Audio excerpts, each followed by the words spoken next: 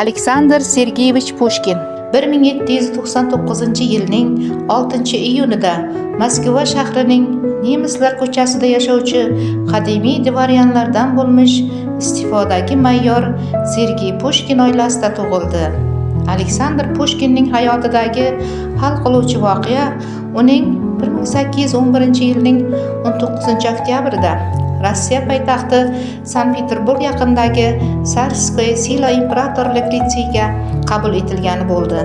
Bu yerda bo'lajak shoir ijodkorlik muhiti va erkin fikr bilan tanishdi hamda Ivan Pushin, Anton Delvig, William Kuchelbecker singari bir umrlik chin do'stlar orttirdi. Yosh shoirning dastlabki she'ri 1814-yilda litseyda chiqadigan Avropa xabarlari jurnalida chop etildi. Litseyda o'qib yurgandanoq Pushkinning tengsiz iste'dod egasi ekanligi ayon bo'lgandi. Litseydan keyingi dastlabki yillardayoq Pushkin ijodiy cho'qqilarni birin-ketin zabt eta boshladi.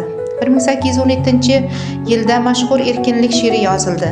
1820-yilda Ruslan va Lyudmila mis chavandoz dostonlari dunyoga keldi.